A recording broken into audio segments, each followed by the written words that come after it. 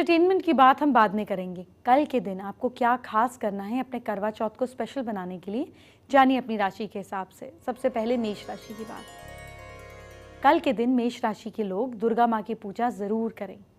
Luck साथ दे रहा है आपका 77%। वृश्चिक राशि के लोग कल मंदिर में धूप अगरबत्ती करें। भाग्य साथ दे रहा है 70%। मिथुन राशि के लोग कल गरीब बच्चों को मीठा प्रसाद जैसे बूंदी का प्रसाद बांटें। लक साथ दे रहा है आपका 67%। कर्क राशि के लोग बड़ों का सम्मान करें। भाग्य साथ दे रहा है आपका 60%। सिंह राशि के लोग ज़रूरतमंद लोगों को खाना खिलाइए आप। किस्मत साथ दे रही है आपका 72%। कन्या राशि के लोग माथे पर रौली का तिलक लगाएं। लक साथ दे रहा है आपका 75%। तुला राशि के लोग हनुमान जी का नाम लीजिए, सब काम बनेंगे।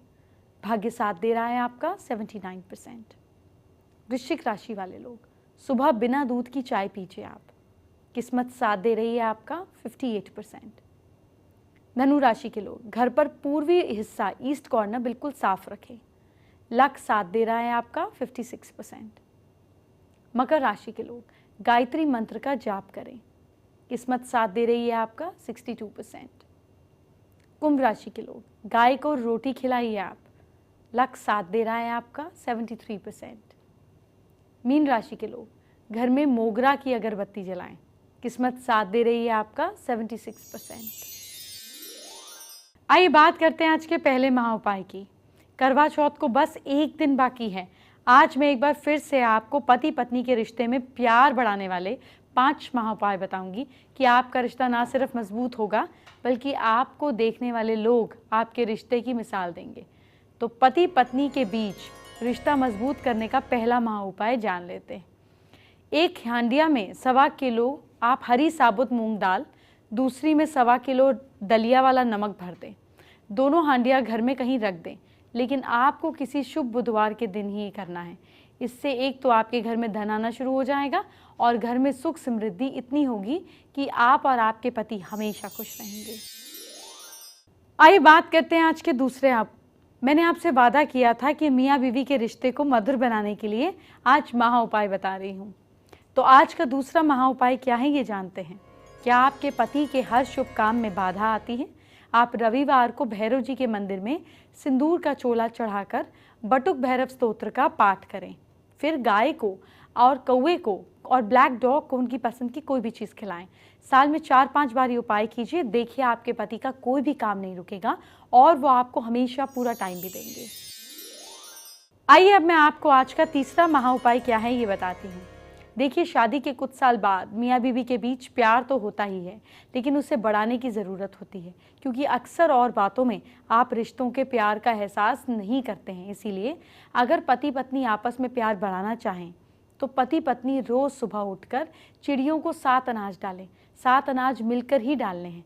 देखिए ना, सिर्फ आपके रिश्ते में प्यार बढ़ेगा बल्कि घर परिवार में कामकाज में भी आपका सम्मान बढ़ने लगेगा। शो में आगे बढ़ते हैं और उससे पहले आपको बताते हैं आज का चौथा महाउपाय। सवाल क्या है? अक्सर सुनने में आता है कि पति पत्नी के बीच प्यार बहुत है, लेकिन फिर भी झगड़ा होता रहता है। क्या आपका प्यार भी झगड़े की वजह से खराब हो रहा है? कम से कम 1 किलो आटे में 11 पत्ते तुलसी और 2 दाने केसर के डालकर मिला लें। ये उपाय मंडे या सैटरडे को ही करना है। इस आटे से बनी रोटियां आप भी खाएं और अपने पति को भी खिलाएं। घर में बाकी लोग भी इस आटे की रोटी खा सकते हैं। देखिए आपके रिश्ते में सारी नोकझोंक गायब हो जाएगी।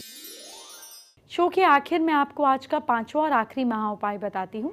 पति पत्नी के रिश्ते में हमेशा प्यार बना रहेगा। अच्छा बताइए, किसी बाहर वाले या वाली की वजह से आप में झगड़ा होता है?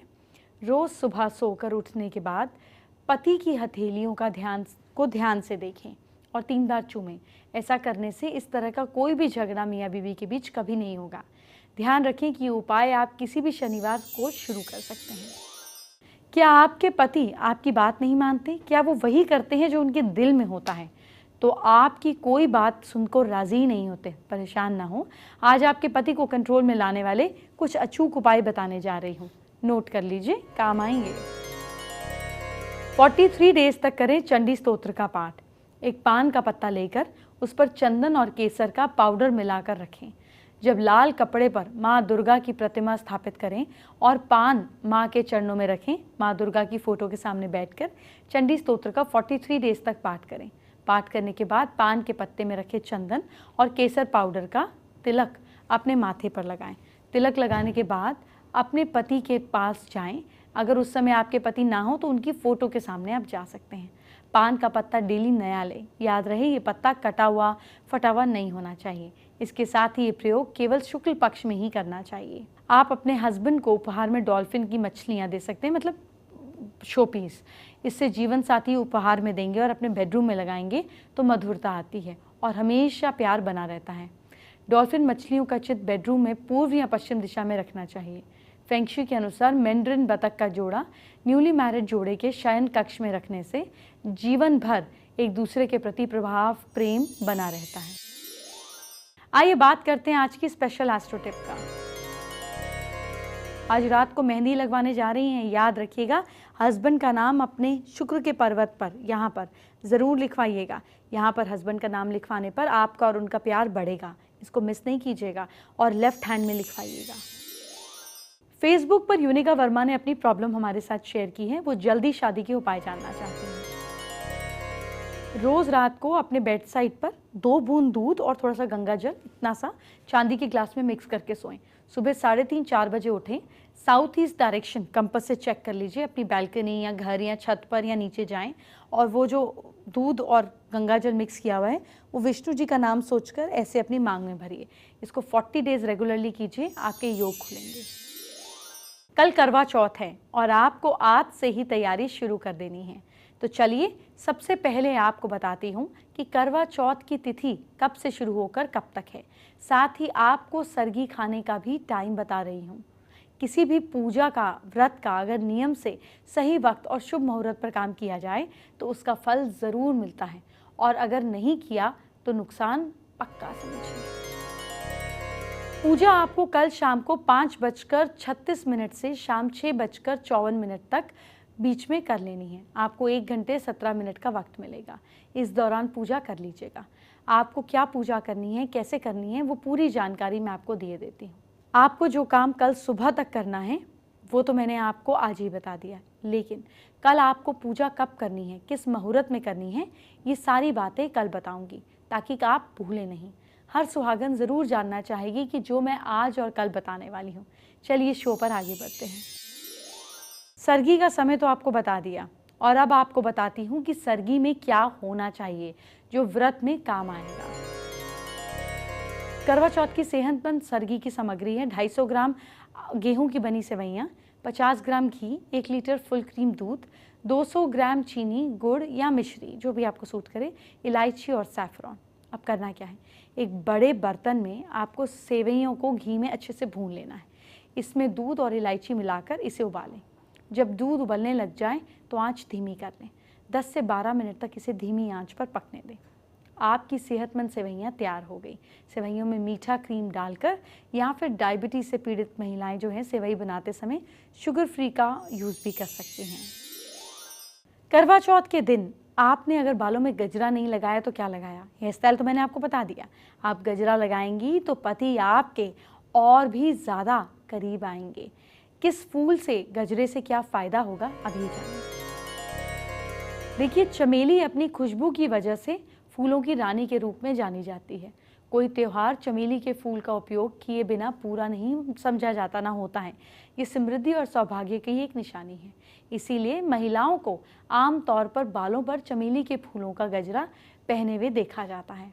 इसी तरीके से गुलाब प्यार और जुनून का प्रतीक है। तो अगर कोई लड़की गुलाब का फूल बालों में लगाती है तो इसका मतलब होता है कि वो या तो अपने प्यार को याद कर रही है या फिर प्यार के जुनून को दिखा रही है, एक्सप्रेस कर रही है। इसी तरह से होता है गुलदाउदी। ये सुंदर से फूल खुशी को दर्शाते हैं।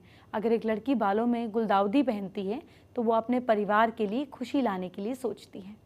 इसी तरीके से गुड़हल, ये फूल शक्ति का प्रतीक है, इसीलिए इसे काली देवी और अन्य रूपों की पूजा में प्रयोग में लाया जाता है। मेहंदी की कौन सी डिज़ाइन लगवानी है आपने ये सिलेक्ट कर लिया होगा, लेकिन मेहंदी गाढ़ी लगेगी ये भी तो बहुत ज़रूरी है। ये कैसे होगा, आइए आपको कुछ खास तरीके बताती हूँ। अपने हाथों पर मेहंदी लगवाने से पहले अपने हाथों को अच्छे से धोएं। इन पर आम भाषा में मेहंदी का तेल कहे जाने वाला सिट्रोनेला ऑयल लगाएं। मेहंदी सूखने के बाद नींबू और चीनी के घोल के इस्तेमाल से भी मेहंदी का रंग गहरा चढ़ता है। इसे लगाने से मेहंदी ज़्यादा देर तक हाथों में चिपकी रहती है और इससे उसका रंग गहरा हो जाता है।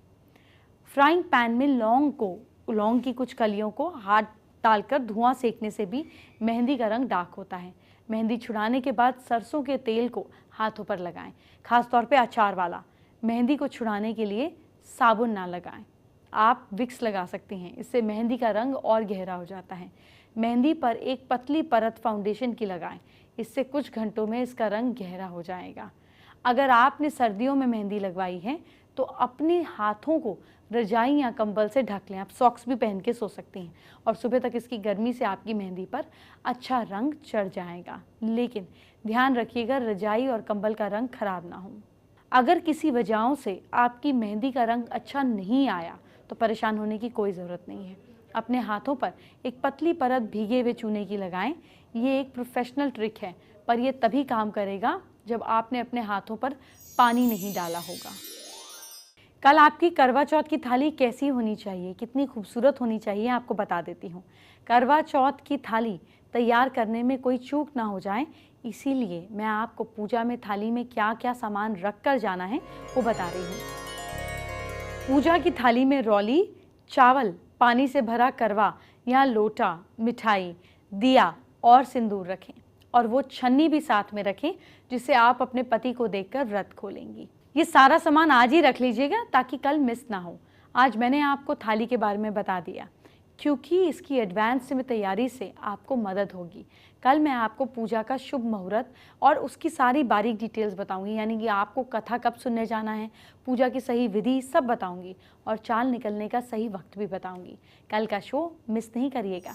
अभी आगे बढ़ते हैं। करवा चौथ में अभी कुछ ही घंटे बाकी हैं। कल सुहागनों के लिए साल का सबसे बड़ा दिन है, इसीलिए आप ये शो ना देखें, ऐसा हो नहीं सकता। जो सुहागन है लेकिन करवा चौथ का व्रत नहीं रख रही है वो भी ये शो देखना ना भूले, क्योंकि पति से रिलेशनशिप अच्छे करने के तरीके तो सभी के लिए होते हैं ना। और जो महिलाएं करवा चौथ का व्रत रखती हैं वो तो ये ज़रूर देखें। आज आपको कल की पूरी तैयारी करवा दूंगी। आपकी सरगी की थाली कैसी होगी आज जान लीजिएगा ताकि कल कोई गलती ना हो। करवा चौथ की पूजा के सामान की लिस्ट भी आपको दे दूंगी, आज ही सब खरीद कर रख लीजिएगा। और कल आपको कैसे मेहंदी लगानी है, कैसी हेयर स्टाइल रखनी है और कैसे आपको मेकअप करना है, ये सब आज ही बता दूंगी। कल बात करेंगे करवा चौथ की पूजा की बारीकियों की, स्पेशल उपायों की, लेकिन ये कल। अब मुझे इजाज़त दीजिए, अपनी तैयारी खूब अच्छी से कीजिए। Bye bye, take care.